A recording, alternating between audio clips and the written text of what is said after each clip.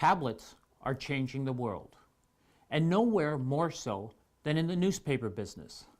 Today, we're talking to Doug Kelly, the president and publisher of the National Post, and our topic is technology and its influence.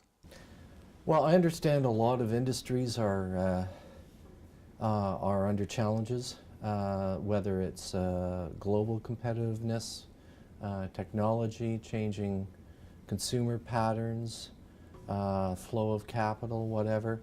I would say that the newspaper / publishing industry is it's right up there. It really is under siege, and we're seeing dramatic changes in reader and consumer patterns in terms of how they consume our content, what sort of platforms, what those actually those consumption patterns are. Money is shifting. For the last several hundred years, newspapers had very little competition, and in some cases, no competition. And what we're seeing now with the internet and now various other digital devices, the possibilities in terms of advertising are much wider, and we are one player as what I will call a publisher amongst a whole bunch of options, and it's just not the web. It's mobile, it's tablet, it's social media now. That's the other sort of latest wave to hit this industry, I think. Tablets have already changed our world.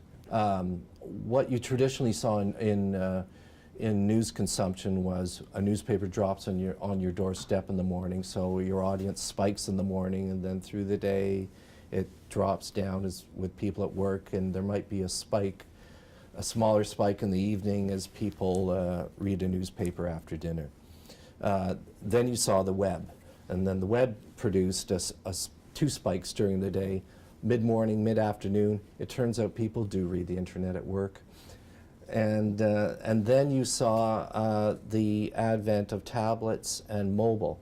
And what mobile does, it fills in the valleys through the day, and then what a tablet does, it fills in the valley at the end of the day.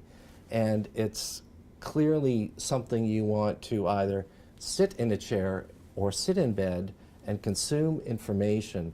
So what we're seeing, where we saw these great hills and valleys, we're actually seeing a constant audience through the day.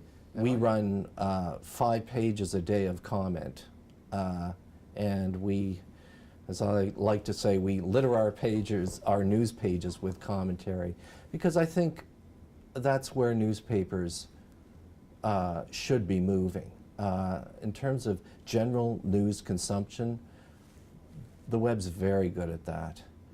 But newspapers are becoming something different. They're becoming something more commentary-driven, something more analytical, something more visual, interestingly enough, because of the size of the page. We do graphics which sometimes take up a whole page or 2 pages, and to explain an issue rather than write about it. And that can often be so much more effective than reading paragraph after paragraph. To take something and express it visually is very powerful if it's done properly.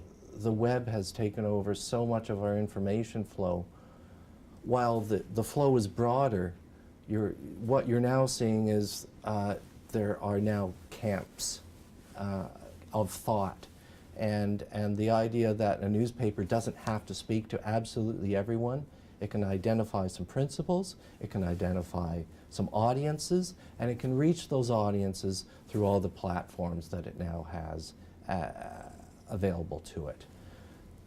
Don't always go at them this way. Come around to the back and see what you see. Come this way, twice over type of idea.